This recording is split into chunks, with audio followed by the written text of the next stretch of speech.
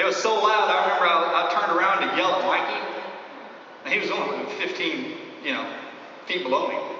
He couldn't understand a word I was saying. That's how loud it was. I remember there was a tree right beside my head, a couple of them actually, and a bullet. There was rounds coming in, but one busted through the tree and shot me in the gun.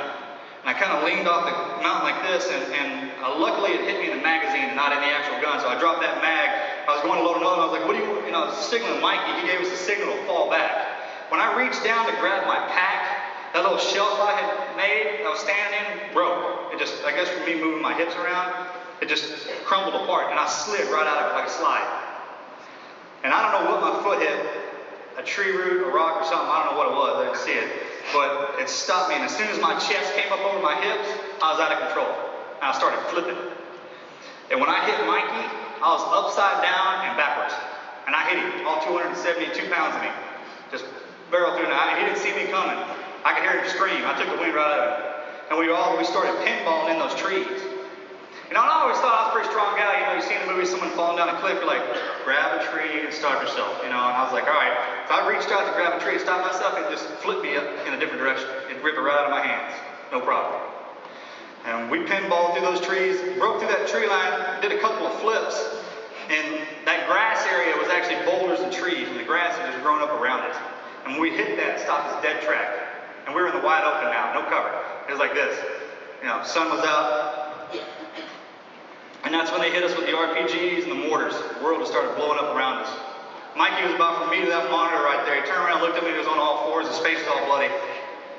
I was like, you okay?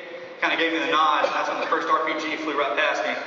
And then we started moving. Now you could only take about 3 to 5 steps, you'd fall in between whatever it was you were walking on. You had to climb out of that and just do that. We did that for about 100, 125 meters.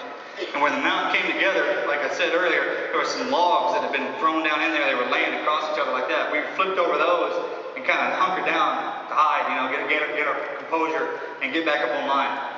I look over, Axe is coming down on our left flank. He's running. And a guy shoots him in the back. Came out of his left rib right here. Dropped him on his face. I lost sight of him. I was hunkered down in those trees. All of a sudden I see him climb over the trees, sitting there, didn't say one word to me. And we look back up and to where we had come from, and it looked like somebody dropped a brown curtain in there. That's all the dust was flying up. Well, Danny was still in there with our radio. And all of a sudden, I don't know how much time went by, you see his body kind of flipping out of there. And he flipped 3 or 4 times, and he hit those rocks, and we thought he was dead. So as we got up to go get him, he sat up. And we hunkered back down to give him some cover fire, and he started trying to make his way down to us. I just remember watching that, and I was like, I can't believe he's not going to make it. He came up short, about 40 meters. Best guesstimation. I came out from underneath that log. I crawled up there and grabbed him. And I drug him back. I picked him up. I bellied him. And I flipped over that log. And I set him down. And I was like, please tell me that you got that radio call off. Because if you didn't, no one's going to have any idea where we're at or what we're in. What's going on here? He was like, I was trying, he's trying to tell me. I couldn't hear anything. It was so loud. All the gunfire. And finally, he just lifted his hand up like this, and his thumb had been severed. It was actually hanging down, but it had been shot off. And I was like, okay, I got you. I was like, you're going to fight. Loaded another round, and we started to engage. But by this time, they were pushing down the ridges, and they were shooting up into us. The only place we had to go was off this boulder. It was probably the biggest fall we took. There was another boulder about 6-10 feet from us, and it was probably about 35 to 40 feet down.